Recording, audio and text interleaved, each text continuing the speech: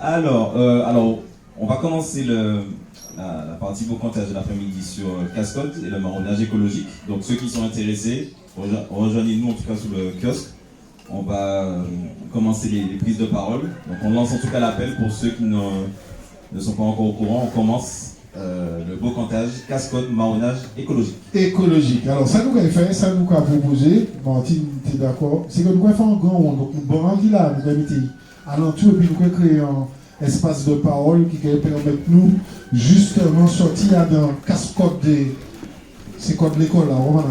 Oui, là, on va mettre celui-là là. Attention là. Voilà. C'est pas mal, mais on mettra personne là. Et celui-là,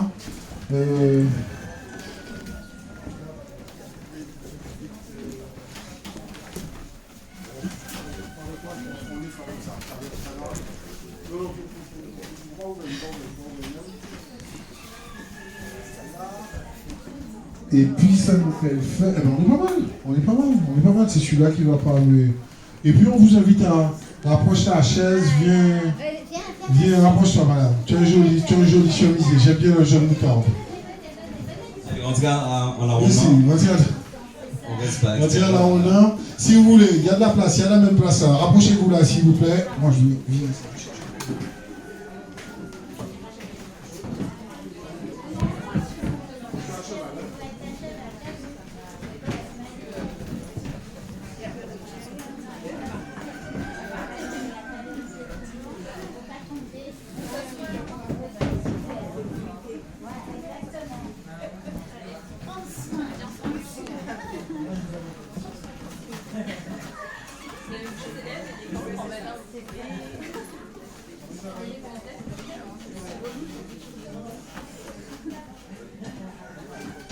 Donc rejoignez-nous, n'hésitez pas à rentrer dans la ronde.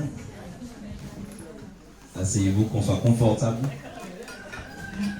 On commence justement à casser les codes. Nous casse code. Madame, rapproche-toi. Ah, c'est le banc que tu veux. On va rapprocher le banc. Si, on va rapprocher le banc. Prends le banc avec moi. Alors, on rapproche le banc. On va rapprocher le banc. Si, moi, on va faire ma Saint-Cyr. Oui. Tu es pas avec moi. On nous a pas lâché, il faut la avancer le banc. Toi, tu vas pas avancer le banc. Ah oui, il faut l'avancer. Non, avance. Tu vois, c'est comme ça. Donc là, on commence le boccantage, Cascode. Ceux qui sont à l'extérieur, vous pouvez rentrer, asseyez-vous. On a besoin de tout le monde pour pouvoir parler. Les enfants aussi, s'ils veulent même prendre la parole. Vous voulez parler?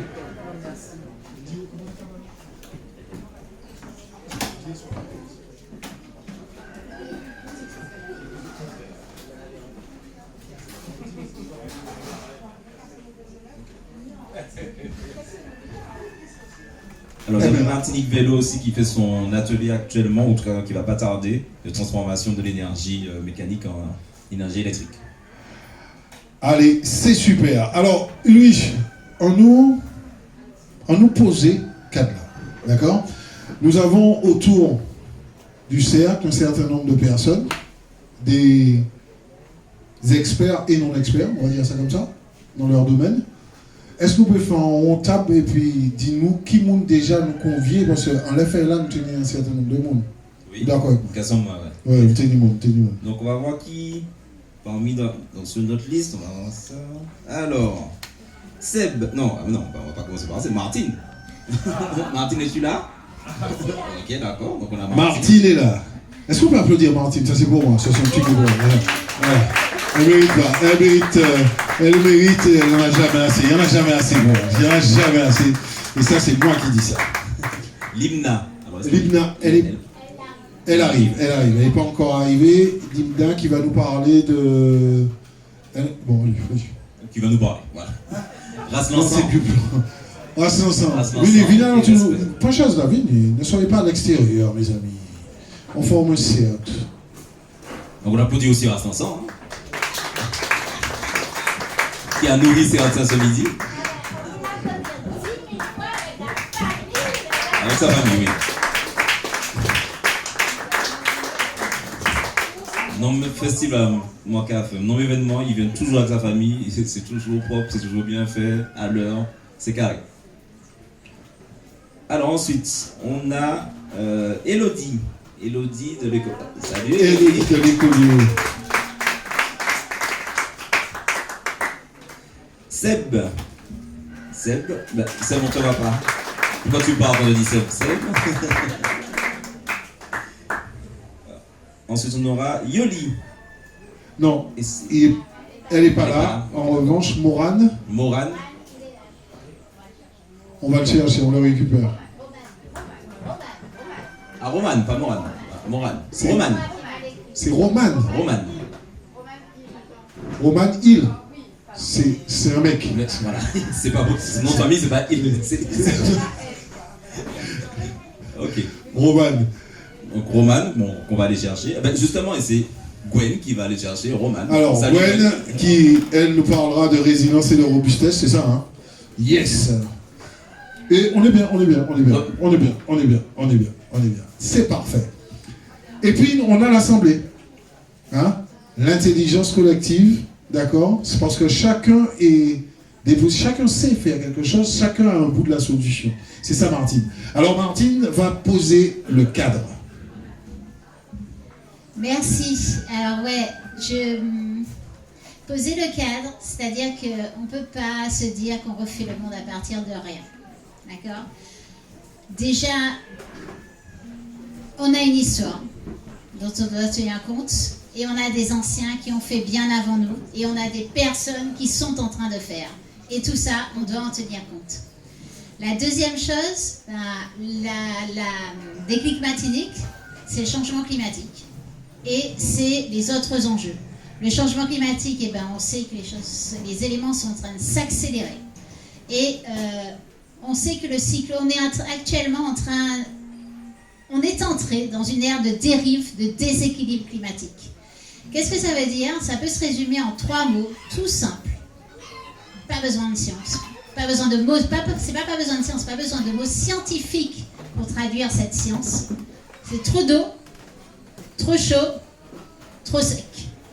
Soit on connaît trop d'eau, soit on connaît trop chaud, soit on connaît trop sec. Et dans les 3 cas, on a un impact très clair, c'est qu'on n'a plus d'eau. Beaucoup moins d'eau disponible. Et on ne sait pas faire. Avec trop d'eau, on ne sait pas faire. Avec trop chaud, on ne sait pas faire. Avec trop sec, on ne sait pas faire. Et surtout, quand c'est complètement déséquilibré, quand ça arrive à n'importe quel moment. Nos sociétés, elles ont été toutes basées sur un climat stable qui fonctionnait avec des saisons claires et qui étaient, bien sûr, ils avaient tenu compte des événements extrêmes, mais qui se passaient une fois de temps en temps. Pas une fois tous les 5 ans ou une fois tous les 10 ans, mais même plusieurs fois dans l'année. Les choses lâchent. Donc en fait, il faut voir que absolument tous les dispositifs ne sont plus adaptés à cette dérive climatique. Mais si c'était que ça, cette dérive climatique, elle a été créée par quelque chose. Elle a été créée par le fait que les activités humaines telles qu'elles sont amenées là utilisent tellement d'énergie fossile que ça relâche beaucoup. L'énergie fossile, c'est pétrole, gaz, charbon. Et tout ça, ça relâche les gaz à effet de serre. Et ça perturbe complètement l'atmosphère. Et cette manière de dérouler les activités humaines, ça prend toute notre nature, ça la transforme et ça la rejette en déchets, en pollution, où la Terre ne sait pas que faire, l'atmosphère ne sait pas qu'en faire, l'océan ne sait pas qu'en faire. Ça fait que 7 limites planétaires sur 9 sont actuellement dépassées. On est sorti du cadre d'habitabilité de la planète Terre. Et pour ajouter une dernière chose, c'est l'eau. L'eau, c'est la vie, et je pense qu'on s'est attaché à le montrer tout le long de cette journée. On est dans une faillite globale de l'eau. Cela signifie ce que je vous ai dit, quand je vous ai dit trop d'eau, trop sec, trop chaud. Le cycle de l'eau est tellement perturbé que l'eau se retrouve beaucoup plus vite à la mer. Et du coup, beaucoup moins dans des endroits où nous, on sait l'utiliser, on sait la prendre, mais pas que nous, hein. Nous et tout le vivant. C'est-à-dire les sols, les nappes phréatiques, les rivières, etc. Et ce changement climatique, si encore ça se passait, mais nos sociétés étaient respectueuses et nos sociétés étaient en reliance avec le vivant et elles étaient égalitaires, alors on aurait peut-être pu mieux absorber. Mais ce n'est pas le cas. Nos sociétés, la manière dont ça fonctionne, ne respectent tellement pas le vivant que, je vous ai dit, hein, le stock d'eau a diminué. D'accord ? Le stock d'eau dont on dispose diminue. On affiche qu'il reste ça, imaginons, il reste ça. Dans ça, il y a tout ça, la moitié, ou un pourcentage qu'on n'arrive pas encore bien évaluer, mais qu'on ne peut même plus utiliser.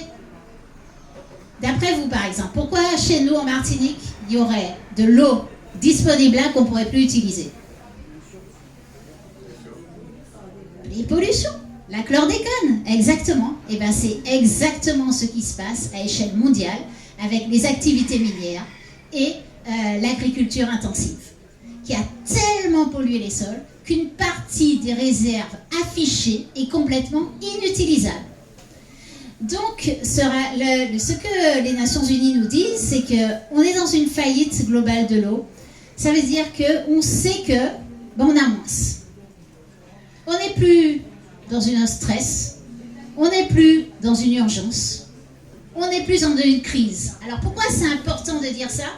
Parce que si on était dans une crise, dans un stress ou dans une urgence, on peut se dire « Ah, c'est top, on n'a qu'à faire ça, et puis on va revenir au niveau d'avant. » Mais on ne peut plus revenir au niveau d'avant.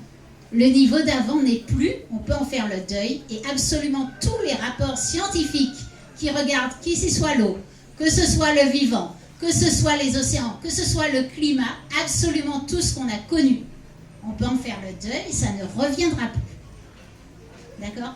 On est dans un nouvel état. Un nouvel état, et du coup, on ne peut plus se permettre de continuer comme avant, et encore moins d'accélérer. C'est absolument ce qu'on fait actuellement. Mais ça veut dire qu'on dégrade encore plus le peu qu'il nous reste pour cette résilience. Et bien voilà, je pense que j'ai posé le cadre. Je vais rajouter une dernière chose. Ce que je viens de vous dire là, sur l'eau, on pourrait se dire, ouais mais bon, peut-être que chez nous, on a assez. Nos sociétés sont tellement interconnectées que de toute façon, même si ça s'avérait être le cas, il se trouve que dans 50% des pays qui fournissent actuellement l'agriculture mondiale, ce qui est donné en alimentation, eh bien, 50% de ces endroits, la faillite de l'eau est déjà avérée. 50% du système alimentaire mondial. Vous voyez venir ce que ça veut dire pour la suite. La moitié du système alimentaire mondial. Donc, voilà, je vous invite à Cascode, je nous invite à Cascode, mais Cascode en suivant la voie des anciens aussi, en suivant nos traditions qui sont fondoc, et en suivant ce que vous allez avoir envie de mettre au centre de ces discussions, et en écoutant aussi ceux qui font déjà, depuis longtemps, autrement, et leurs joies, et leurs malheurs, mais parce que partout, c'est intéressant d'expérimenter ensemble et que de connaître ce qui s'est passé pour aller de l'avant, ensemble.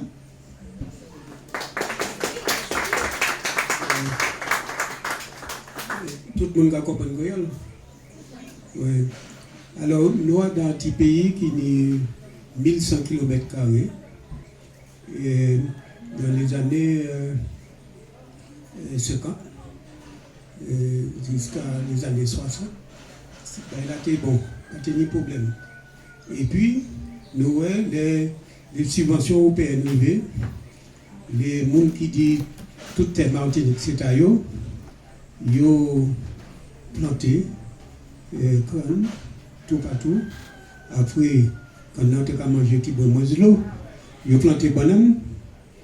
Et puis, nous avons un système de monoculture intensif et puis subvention européenne, le POSEI, il y a 6 mai en la Martinique, nous avons bon un chiffre, c'était 8 tonnes de pesticides tous les ans en l'air, un petit pays qui est 1100 km². ça vient invivable. Moi, j'ai travaillé dans la question des ouvriers agricoles, collectif des ouvriers agricoles empoisonnés par les pesticides. Pour nous, l'état de santé, peuple martiniquais, et notamment en pleine Lamantéen. Et en pleine Lamantéen, c'est là où on a trouvé plus de jeunes bébés qui ont pris en France, l'hôpital de Bré, qui ont différents cancers, toutes formes de cancer. Et dans le nord, c'est ouvriers agricoles là, et non ouvriers agricoles, ni des formes de cancer. Nous trouvons un cancer en disant pays nous. Il n'y a pas de cas où Martinique qui forme cancer qui est né, c'est un cancer du sang. Il y a l'hôpital La Pitié en France. Il n'y a pas dit qu'il n'y a pas connaître le modèle cancer. Il a transféré à Montpellier et c'est là qu'il y a qui modèle cancer. Et en Europe, ni 3 personnes qui ont cancer en Europe et puis ni en Martinique. Et peut-être ni d'autres qui sont morts qui n'ont pas ça. Et tout ça lié à la question de la monoculture. Là. Alors, je pense qu'il faudrait nous commencer pour nous supprimer la monoculture dans le pays. C'est qu'il y a une première lutte pour nous mener pour supprimer ça dans le pays. Parce que le POSEI, c'est gros industriel, c'est un culture spéculatif. Il y a utilisé 133 millions du PSI. Et bien, il y a ici, ces gros plants de bananes qui ont capté 80 millions tous les ans. Il n'y a pas qu'à planter bananes pour commercialiser, c'est pour toucher un gros RSA de 80 millions. Alors, on dit dans le pays, il y a un réel changement. Moi, je été pressé dans le forêt. Eh bien, ni plusieurs pieds là, eh bien, ni deux qui n'ont pas fait, puis l'autre, ils n'ont pas fait. Ni on a été 3 ans, il n'a pas fait mango, on a état effleuri, et ces autres-là n'ont pas fait. Hein? Avant, nous n'étions pas arrivés ni des petits bails comme ça, j'étais dit ça en l'année de disette. Eh bien, pas ni l'année disette, ni l'année disette, toutes les actuellement. Donc, arrivé, nous n'avons pas ni fouillé dans le pays, nous. J'ai écouté un scientifique qui dit la nature qui arrive à trouver un différentiel, qui arrive à trouver une manière pour y adapter, mais il faudrait nous compter 1000 ans à peu près. Pour ces plantes-là, prendre une autre forme d'ADN pour y arriver à adapter à la situation.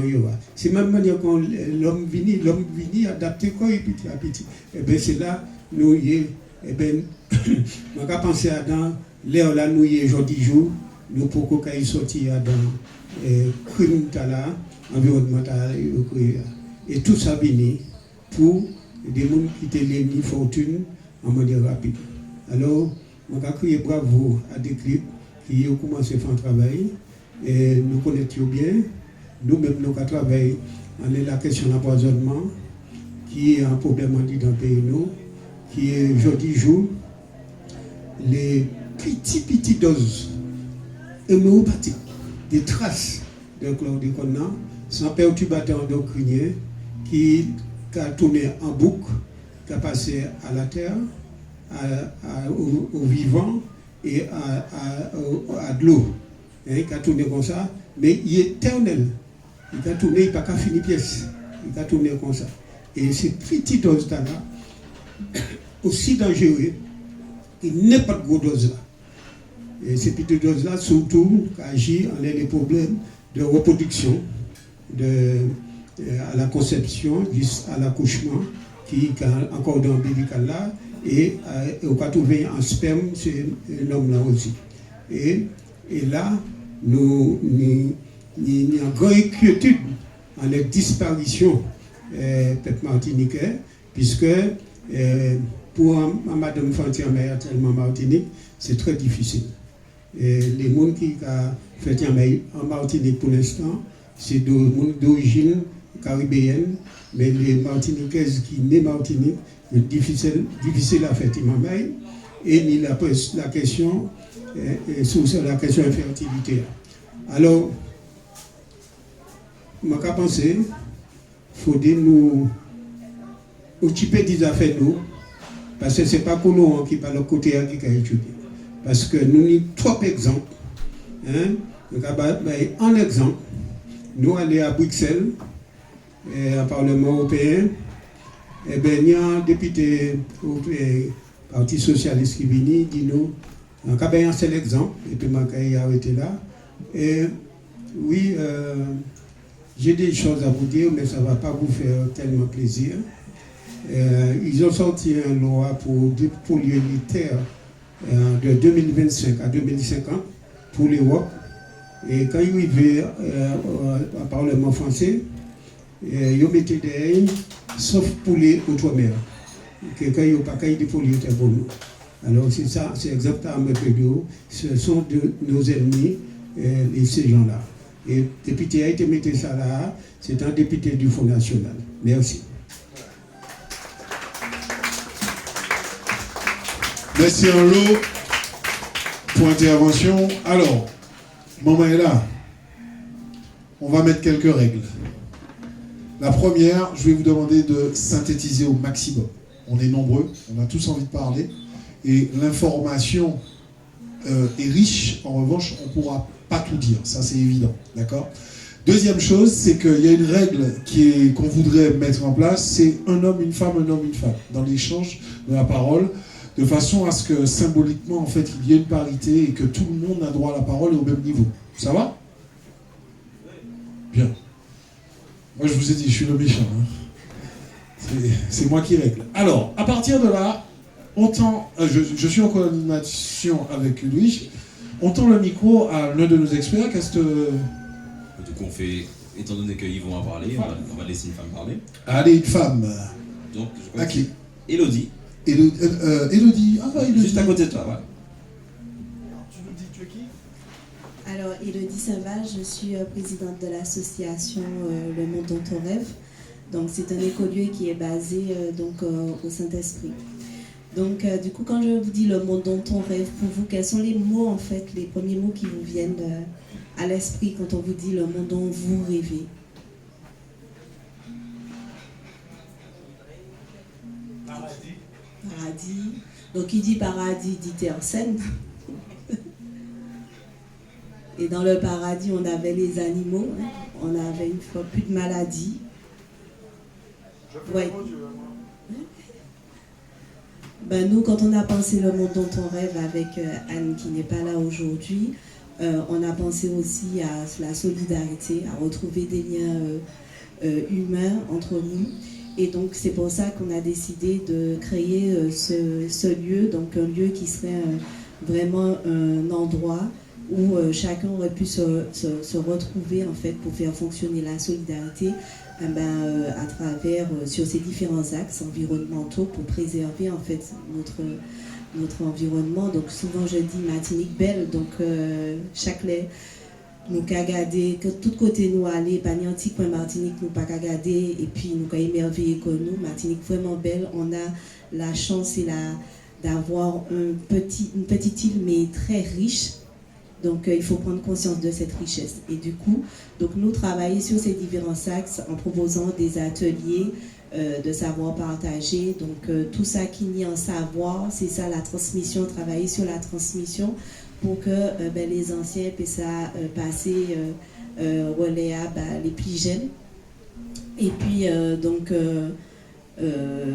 sur différents aspects, hein, que ce soit la culture, l'art, que nous pas perdre santé, parce que en fait les anciens tes années bon manier fait pour éviter le gaspillage là nous café l'utilisation à outrance là nous café donc des années bon manière pour faire, donc il faut que nous retournions vers ça. Et puis nous n'y en jardin aussi, nous n'y en jardin. Donc l'idée aussi c'est que nous revenons vers façon manger les anciens, parce que c'est eux aussi qui tenaient bon manière, parce que je dis à manière nous qu'à manger pas bon même. Donc on le voit, trop de viande, Donc c'est ça aussi, donc l'enjeu, c'est revoir notre consommation, notre façon de consommer. Donc en fait on agit aussi sur l'axe de la santé et du bien-être en faisant intervenir des naturopathes, tout ce qui est bien-être, yoga, etc. Se sentir bien dans sa peau, on en a besoin aujourd'hui. Voilà, je crois que j'ai fait le tour de ce qu'on peut proposer. On a effectivement aussi un axe sur l'économie circulaire. Donc on a une ressourcerie où les membres peuvent effectivement déposer ce qu'ils ne veulent plus et qui pourrait avoir une seconde vie.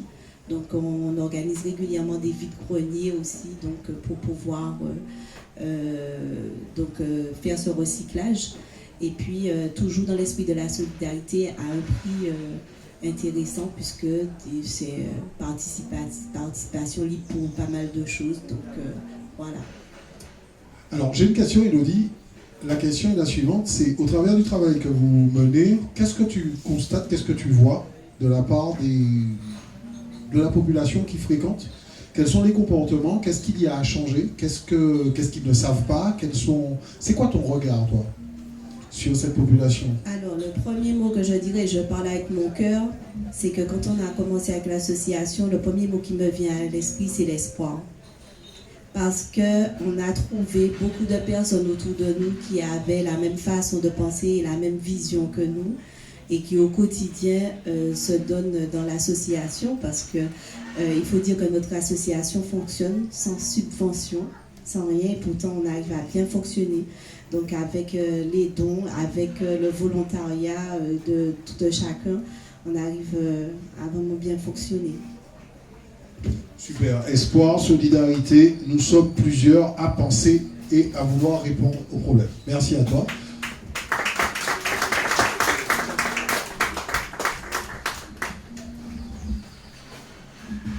Le 10 matin, hein, le dit vrai. Tu le récupères à la sphère. Et tu vas à la sphère. C'est à droite. Bon. Allez, un homme. Oui. Alors, quand je vous dis Belay, Damier, Calenda, Soussou, Coup de main, La Sautait, La Fouilletait, le point commun entre tout ça, c'est qui ça? Être ensemble. Solidarité. Locale. Entraide. D'accord. Est-ce qu'on a mis tout ça en place avec des subventions? Parce que quand je milite et que je dis que voilà, je suis dans l'écologie, etc., une des premières choses qu'on me dit, oui, mais sans argent, c'est le nerf de la guerre, etc. Donc, dans tout ce que j'ai cité là, est-ce que c'est avec des subventions qu'on a réussi à faire en sorte que le damier, demain, samedi, la semaine prochaine, c'est samedi Gloria, eh ben, il y a un grand rassemblement de damiers, ça passe dans toutes les télés. Imaginez il y a 20 ans, même pas, il y a 40 ans, quand vous aurez dit, samedi Gloria, il y a damier au Lamentin, au centre culturel du Lamentin. Est-ce que ce serait possible? Non, parce que c'était interdit. Interdit dans les municipalités, pas de moment damier dans les municipalités, parce que c'était des combats à mort, etc., etc. Ils ont interdit, il y avait des arrêtés municipaux pour interdire de faire du damier. Donc non, il y a 40 ans, il ne peut pas pu avoir de damier comme il peut y en avoir là aujourd'hui. Pourtant, le damier existe toujours. Ces traditions-là sortent d'où? Pendant l'esclavage. Enfin, en tout cas, peut-être qu'elles se pratiquaient avant, mais pendant l'esclavage, elles étaient aussi déjà interdites. Pourtant, 300 ans plus tard, etc., on les pratique. Ça revient, ça renaît. Donc ça a eu un moment aussi où ça a plongé. Pourquoi? Parce que justement, l'institution de l'État l'a interdit. Nos compatriotes aussi l'ont interdit, en disant c'est pas Evienec. Oui, nous aussi on a participé au fait que, ben oui, on a mis ça de côté et puis on a épousé un autre modèle. Bon, aujourd'hui on revient dessus. Donc tout ça peut se faire sans subvention, avec de la solidarité, avec des hommes, avec des femmes, avec une population en tout cas qui est consciente de son pouvoir et qui agit. Ça c'était pour le côté. Et justement aujourd'hui il y a des anciens, Rasnansan, Yvon Sérénus, Robert Saé. Ce sont des personnes, notamment Sérénus et Saé, qui faisaient quartier par quartier pour les sensibiliser pour les ouvriers agricoles, pour leur dire ben, y a des problématiques. Ok? Vous avez des subventions pour faire ça? Il y avait des subventions qui venaient de la DEM, des amendes, d'accord. Des tirs à balles réelles. Voilà, c'est ça qu'ils ont affronté. Bon, donc le casse-code fait partie aussi de notre tradition. On ne peut pas se dire martiniquais sans comprendre que casser les codes, c'est une tradition. C'est une tradition qu'il va falloir qu'on affronte. Je vais prendre un cas qui est assez symptomatique et qui, bon, pour ceux qui sont au courant, qui se passe en ce moment au Salines. Qu'est-ce qui se passe en ce moment au Salines? Est-ce que quelqu'un peut me dire qu'est-ce qui se passe en ce moment, notamment au niveau de l'Anse-Meunier? Oui, et donc, l'asphyxie de la mangrove et des poissons. Le canal est bouché par qui? Un fermier, oui, exactement. Qui se dit, je veux bien préciser, propriétaire de l'étang des Salines. Qui se dit, et qui a un titre, propriétaire de l'étang des Salines. D'accord? L'étang, donc qui va donc justement des Salines jusqu'à l'Anse-Meunier, enfin bref, tout ça là, il se dit propriétaire. Et donc, les Salines, donc cet étang-là part de la zone atlantique pour aller vers la zone Caraïbe. Ok? Il y a toujours eu une circulation d'eau entre les deux zones. Toujours. Elle a toujours existé. En mi-temps, ce monsieur a besoin de quoi? De faire passer ses bœufs. Et donc, la flemme de faire un pont, il a emblayé. Il met du sable au-dessus, et puis ses bœufs peuvent passer.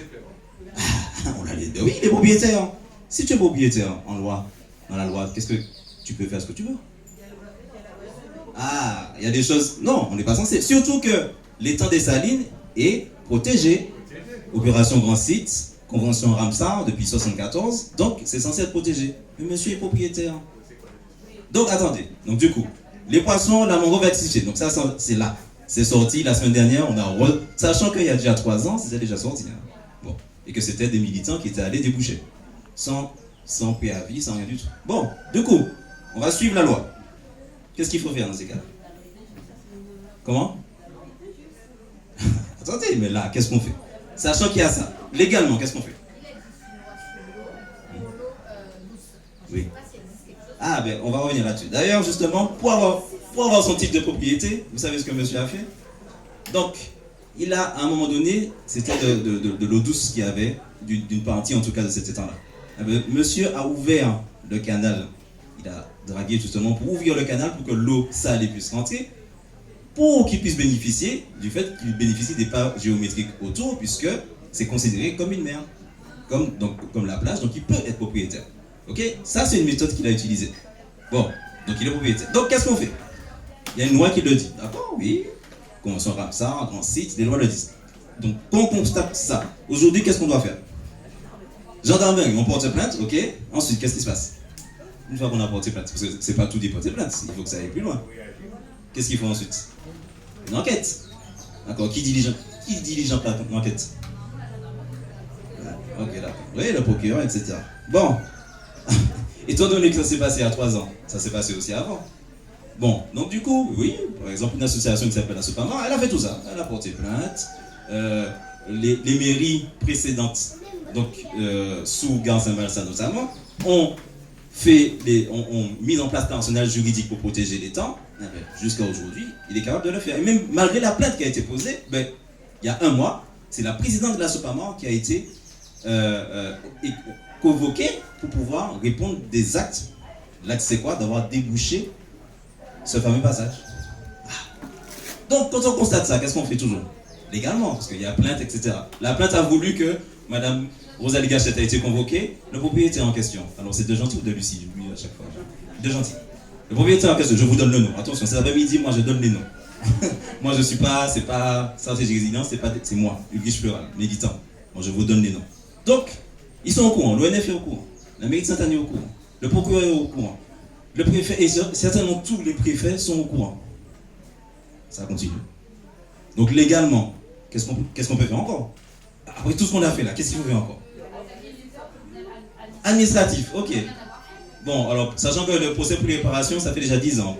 Pour la chlordécone, ça fait combien de temps qu'on est en procès? Il y a 40 ans, mais je crois que c'est 80... La plainte a été déposée en... Voilà, 2006. D'accord, ça fait 20 ans.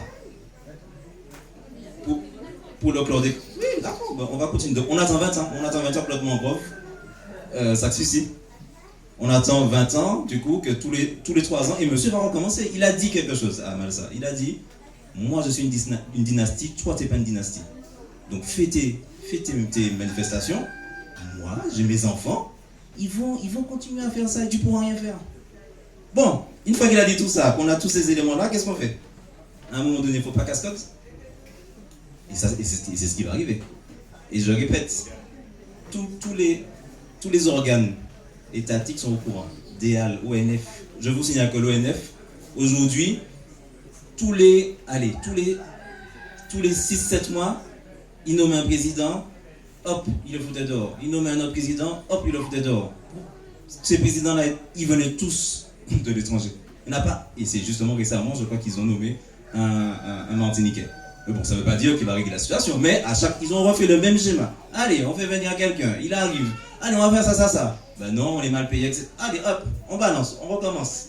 Pas de continuité. Donc l'ONF est au courant, l'ONF ne peut rien faire. Enfin, ne peut rien faire, peut-être ne fait pas. En tout cas, ça fait que s'il n'y a pas casse-code, notre mangrove est en difficulté. Donc le marronnage écologique, c'est ça aussi. C'est comprendre les enjeux, faire aussi le légal. Je ne dis pas qu'il ne faut pas porter plainte, etc. Mais penser aussi à qu'est-ce qu'il faut. Parce que je le répète, le damier était interdit jusqu'à il y a 30 ans. Il était interdit de pratique. Comment? Ah oui, mais ça, attention. Il y a aussi. Il faut étudier historiquement. Il n'y avait pas forcément mis à mort. Il y a des anciens qui témoignent du fait que non, il n'y avait pas toujours une mort, etc. Oui, ça pouvait arriver, etc. Mais bon, bref, je ne vais pas m'étendre là-dessus. En tout cas, casse-code, marronnage écologique veut qu'aujourd'hui, qu'est-ce qui prime? Monsieur de Gentil ou la mangrove? Le respect de la loi qui veut qu'il est propriétaire d'un étang ou la mangrove et les enjeux écologiques qui vont derrière? Je vous laisse décider. Mais une fois qu'on a dit ça, il faut y aller. Ouais, parce qu'une fois qu'on a dit ça, il faut y aller. Il faut faire l'action. Donc là, la dernière fois, c'était avec un tracteur. Parce que, attention, oui, il a mis du béton. C'est pas juste il a mis du béton.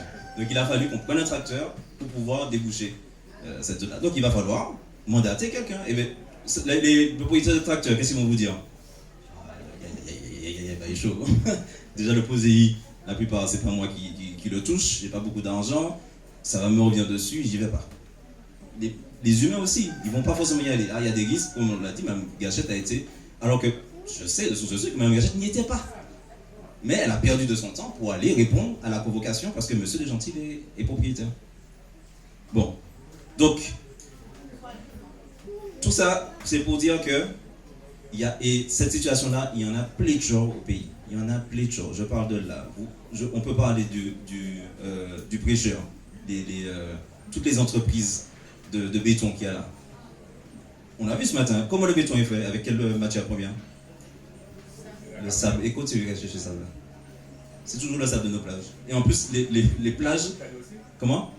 Mais oui, les lahans, tout ça, c'est pas juste naturel. Hein. Ça vient aussi du fait qu'ils sont entrés de la destruire pour pouvoir faire du béton qui fait que nous aussi on peut construire nos maisons. On a notre part de responsabilité. Maintenant, qu'est-ce qu'on fait vis-à-vis de ça? Si on ne rentre pas dans une dynamique casse-côte, ça va continuer. Soyons clairs, parce que ça fait déjà des années que c'est comme ça. Ça va continuer. Et je rappelle que dans les années 90, il y a eu un grand mouvement et il y a beaucoup de ce qu'on appelle des agriculteurs, des planteurs, justement, des chefs d'exploitation qui n'avaient pas de titre de propriété.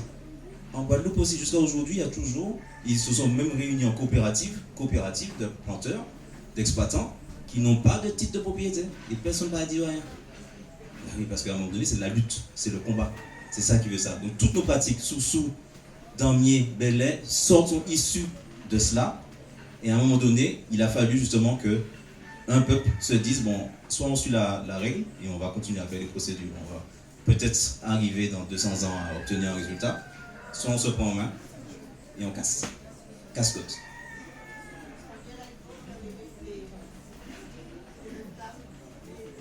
Évidemment, notre histoire est jalonnée de ça. En tout cas, le message que je voulais vous donner, c'est que, notamment concernant l'écologie et par rapport au réchauffement climatique, il n'a plus le temps des procédures. Concernant les salines, une loi qui était passée disant qu'il fallait interdire le deuxième chemin pour aller au niveau de ce qu'on appelle la table du diable.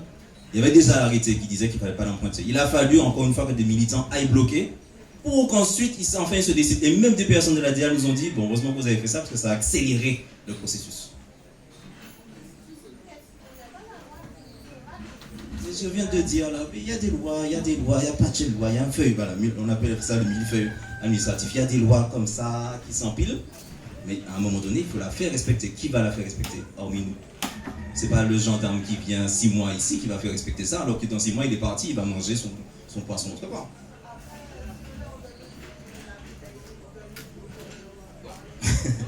En tout cas, on a une responsabilité. Mon message, c'était celui-là. C'est de dire qu'on a toujours pris cette responsabilité en tant que peuple. Rien ne peut nous empêcher aujourd'hui de continuer cette tradition parce qu'elle nous a menés là à pouvoir glorier ce midi justement nos traditions, de continuer à les glorier. C'est passé aussi par du combat et du casse-côte, du marronnage écologique. Merci.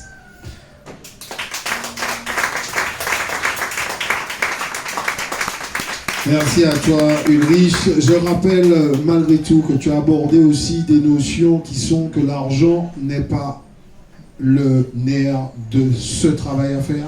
D'accord? Il y a d'abord un engagement. Quand on dit que l'argent, c'est le nerf de la guerre, c'est pas vrai du tout, pas sur ce travail qu'on a à faire. C'est d'abord l'engagement humain. Moi, je trouvais intéressant de ramener, et puis que le temps de la loi n'est pas le temps des changements climatiques. Donc, il nous est important. Et tu as terminé sur ça, sur la responsabilité. Mesdames et messieurs, attention, les organismes chargés de la surveillance du bien commun ne font pas leur job. Donc, à quel moment la désobéissance civile devient une nécessité pour le bien commun? Je lance ça comme ça, moi je fais que déposer. Débrouiller. Je vais tendre le micro à Libna. Libna Belbo, dis-nous qui mounouye.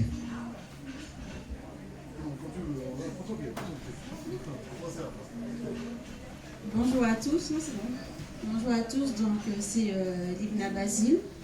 Donc je suis issue d'une famille d'agriculteurs, plus précisément de pépiniéristes. Mes parents sont pépiniéristes sur le Lamentin, Bélem Lamentin. Ils font des plants maraîchers.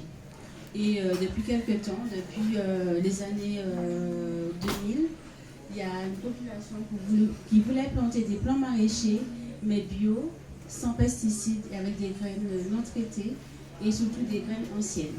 Donc j'ai eu l'idée d'avoir un petit projet, par le bien de mes parents, de monter une pépinière bio sur l'île de la Martinique avec des graines anciennes, sans pesticides et sans apport. Donc voilà, mon mari et moi, nous avons créé une société qui s'appelle Bioplan. On fait des plants maraîchers et on fait l'agriculture biologique. Et nous cultivons en plein air et sur des sols sains. Nous faisons de la culture sur des sols vivants. Et nous commercialisons pour les magasins bio tels que la Vitère et Naturalia, et on vend aussi des légumes sur le site de l'exploitation. Et par cela, nous faisons aussi des plats culinaires, on fait des visites d'exploitation et les gens peuvent venir déguster ce que nous faisons avec les produits du jardin. Voilà. Donc, merci. Alors, juste, Libna, depuis que je viens chez toi, Libna me nourrit, hein. Je me nourris chez Libna, d'accord? Depuis que je viens chez toi, ça n'arrête, c'est peut-être il y a moins d'1 an.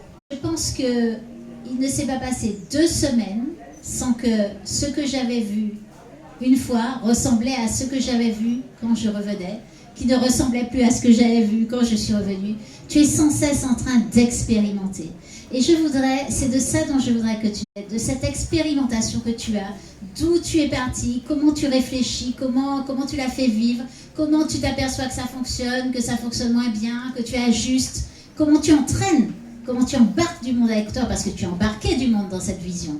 Donc, comment tu as réussi à gérer tout ça? Déjà, premièrement, c'était compliqué pour faire venir des graines anciennes et puis des graines bio sur l'île de la Martinique, puisqu'en fait, on s'est généré par des sociétés déjà sur place. Donc, je suis passée par d'autres biais pour avoir des graines qui sont de Thaïlande, d'Asie, qui ont quasiment le même microclimat que nous en Martinique. Et j'essaie à chaque fois d'innover, de faire des cultures associées pour avoir le maximum de produits nouveaux. Je fais des légumes qui existaient déjà avant, mais qu'on n'utilise plus. Des légumes qui poussent ici, par exemple des aubergines chinoises ou des courgettes jaunes, du maïs ancien. Donc j'essaie tout le temps d'innover, il y a des choses qui se perdent et qu'on n'a pas beaucoup de temps de manger, et j'essaie de rapporter ça et de faire de manière saine pour que tout le monde puisse y trouver un plaisir et manger sain et goûteux. Ok. Et quand je suis venue la première fois, donc on achetait les fruits et légumes au niveau de la pépinière. D'accord? De cette première fois à aujourd'hui, c'était ouvert un jour par semaine.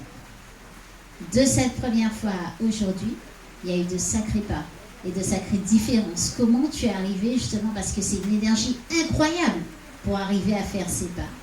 Comment tu es arrivé à convaincre pour embarquer, pour faire ces pas et avoir maintenant ce que tu peux avoir la partie transformation, etc.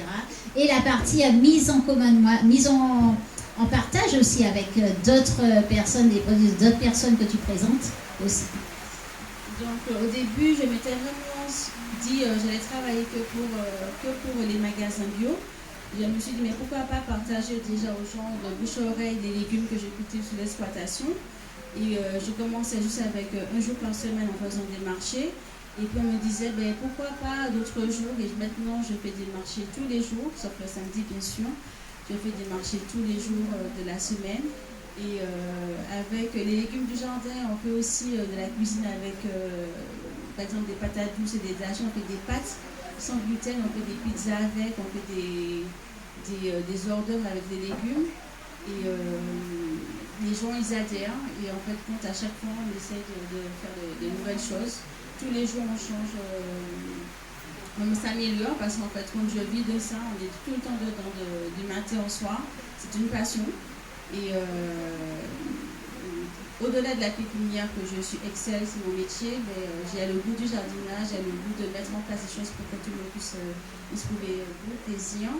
Et voilà. Et en plus de ça, nous avons fait une restauration sur le site de la pépinière où nous faisons des pizzas sans gluten sur la pépinière. Voilà. Alors, je précise juste une toute petite chose. Quand tu dis je fais mon marché, je vais au marché tous les jours, on dirait que tu vas au marché tous les jours. Mais c'est pas comme ça que ça se passe exactement. Est-ce que tu peux dire ce que tu as pensé du moment où c'était en plein air la vente au niveau de la pépinière et maintenant où tu as structuré quelque chose?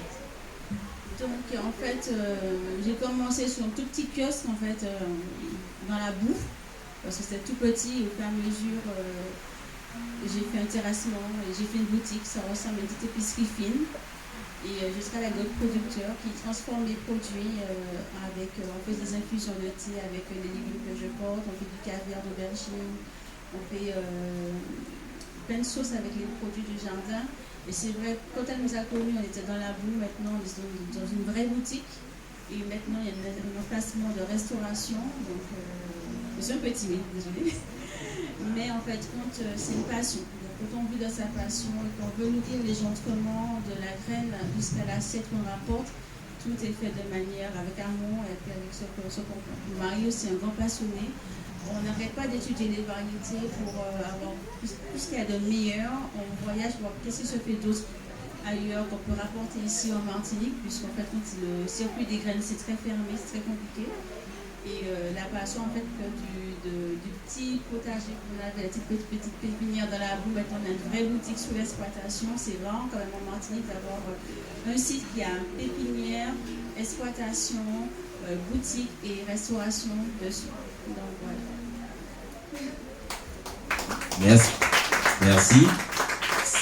Sachant que tu as commencé par dire c'est un petit projet. Je suis désolé de te dire que j'appelle pas ça un petit projet. C'est un grand projet et je dis en tout cas félicitations et en belle langue en tout cas Madina. Belle langue parce que c'est Fosio Gaba et puis toute l'équipe là parce que c'est une équipe aussi. Est-ce que tu peux nous parler de l'équipe s'il te plaît?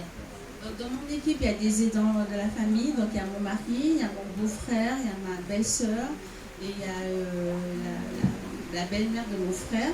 Et en fait, quand on travaille en famille, en fait, et chaque personne apporte son idée, même si mon mari et moi, nous sommes leaders du projet, mais tout le monde met la main à la pâte et ça forme le projet qu'on a de Bioplan. Voilà. Merci Ochaï. Est-ce que tu peux nous rappeler le nom et où est-ce qu'on peut te trouver? Alors, Alors, je suis entre le François et le Robert, c'est quartier Montsandre, et le nom d'entreprise, c'est Bioplan. Ok. Voilà. Donc, sur Google, vous tapez Bioplan, il y a la géolocalisation, voilà. Il y a WhatsApp. Voilà, donc tout le monde prend son vélo pour aller quartier Mansarde pour aller découvrir. Merci en tout cas pour ce projet et en tout cas on te souhaite une longue route en tout cas pour ce projet, on a besoin de ce type de projet. Merci encore.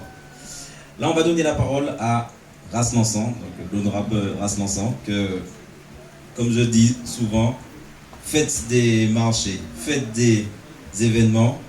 Si on leur dit c'est à 8h, à 8h Yola, voire même 7h30, Yola, ils vont rester, ils vont vendre toujours dans le respect des organisateurs. Eux-mêmes quand ils organisent, c'est une ambiance qui est incroyable. Je tiens toujours à saluer en tout cas Abyssinia et Ras Lançon parce que leur travail est monumental et je trouve qu'ils ne sont pas assez, ils sont là tous les ans à la déclic, ils nourrissent avec une nourriture haïtane. Donc je laisse la parole à Ras Lançon. Yes, merci beaucoup pour